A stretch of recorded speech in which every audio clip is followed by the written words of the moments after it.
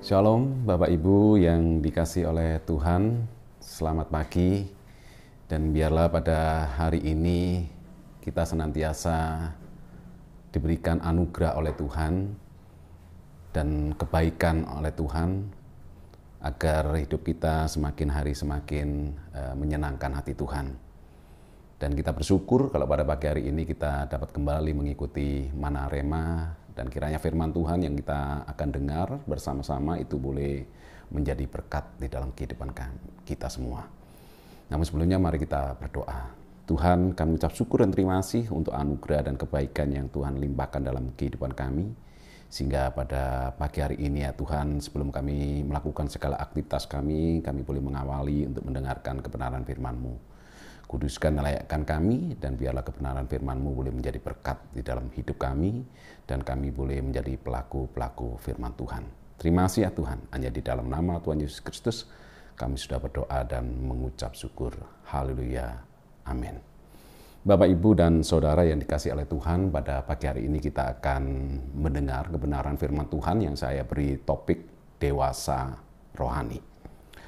Dr. Warren Wiersbe pernah mengatakan, persoalan terbesar dalam gereja bukan soal keuangan, tetapi soal ketidakdewasaan iman. Jika orang Kristen bersikap masa bodoh terhadap kondisi imannya, sikap itu memunculkan banyak masalah dalam gereja demi kehidupan pribadinya. Dengan demikian, kedewasaan rohani pastinya menjadi kerinduan utama sebuah gereja, dan yang pasti kerinduan Tuhan bagi umatnya juga. Ada satu ungkapan yang mengatakan, menjadi tua itu pasti, dewasa itu pilihan. Kalimat itu memberikan pengertian bahwa menjadi tua itu adalah sesuatu yang otomatis terjadi pada setiap manusia. Namun untuk menjadi dewasa itu adalah suatu pilihan. Dibutuhkan upaya, dibutuhkan usaha yang sungguh-sungguh. Di dalam kehidupan rohani tidak ada yang namanya statis atau tetap, tetapi terus mengalami progres atau sesuatu yang bertambah di dalam kehidupannya. Sebab itu seharusnya tidak ada istilah jalan di tempat dalam perjalanan iman seorang percaya. Nah, kalau kita baca di dalam 2 Petrus 1 ayat 5 sampai yang ke-8 dikatakan demikian. Justru karena itu kamu harus dengan sungguh-sungguh berusaha untuk menambahkan kepada imanmu kebajikan, dan kepada kebajikan pengetahuan, dan kepada pengetahuan penguasaan diri, kepada penguasaan diri ketekunan, dan kepada ketekunan kesalehan, dan kepada kesalehan kasih akan saudara-saudara, dan kepada kasih akan saudara-saudara kasih akan semua orang. Sebab apabila semua itu ada padamu dengan berlimpah-limpah, kamu akan dibuatnya menjadi giat dan berhasil dalam pengenalanmu akan Yesus Kristus Tuhan kita. Orang beriman harus menghasilkan kebajikan, pengetahuan, penguasaan diri, ketekunan, kesalehan, kasih terhadap saudara-saudara seiman, dan kasih terhadap semua orang. Itulah bukti iman di dalam kehidupan orang yang percaya. Jika semuanya itu ada di dalam diri kita dan bertumbuh, niscaya kehidupan kita akan berbuah dan dewasa di dalam Yesus Kristus.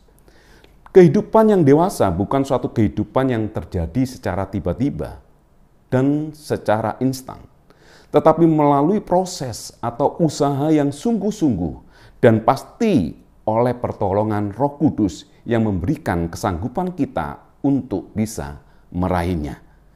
Dan kalau kita baca di dalam Filipi 2 ayat yang ke-13 dikatakan demikian. Karena Allah lah yang mengerjakan di dalam kamu baik kemauan maupun pekerjaan menurut kerelaannya.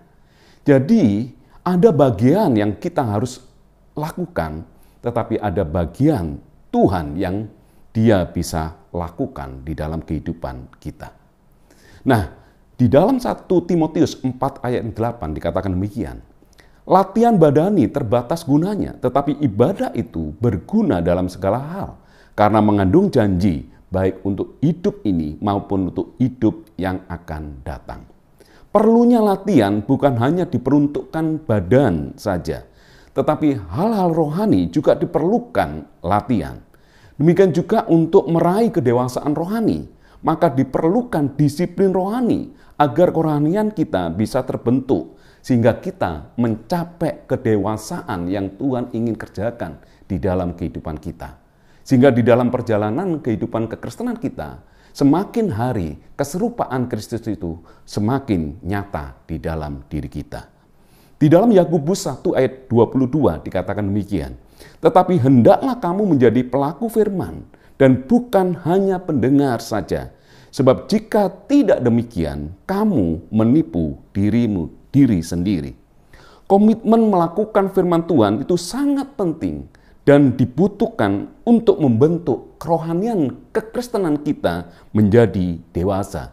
Dan sebagai bukti bahwa apa yang kita pelajari itu kita yakini. Jangan sekedar menjadi motivator, tetapi seharusnya kita menjadi eksekutor yang baik. Sehingga apa? Sehingga kehidupan rohani kita terbentuk dan menginspirasi banyak orang. Sehingga dimanapun kita berada, kita boleh menjadi berkat bagi kehidupan orang lain. Dan dimanapun kita berada, kita bisa menginspirasi orang lain. Sehingga orang lain itu boleh mendapatkan kebenaran yang keluar dari kehidupan kita. Keluar dari perilaku kita. Sehingga nama Tuhan semakin hari semakin dipermuliakan. Dan biarlah renungan firman Tuhan pada pagi hari ini itu memotivasi kita agar kehidupan kekristenan kita itu harus mengalami progres terus-menerus sehingga kedewasaan rohani itu ada dan lahir di dalam kehidupan kita. Sehingga keserupaan Kristus itu semakin nyata di dalam diri kita. Tuhan Yesus memberkati.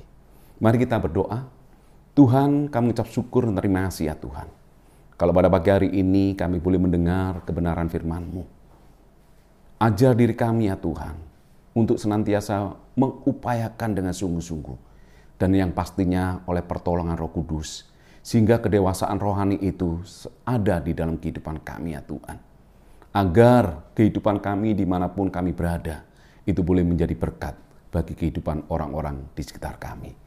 Terima kasih ya Tuhan, tanamkan kebenaran firman-Mu di dalam diri kami, sehingga kami bukan sekedar mendengar, tetapi kami boleh mempraktekkan di dalam kehidupan sehari-hari. Hanya di dalam nama Tuhan Yesus Kristus, kami sudah berdoa dan mengucap syukur. Haleluya. Amin.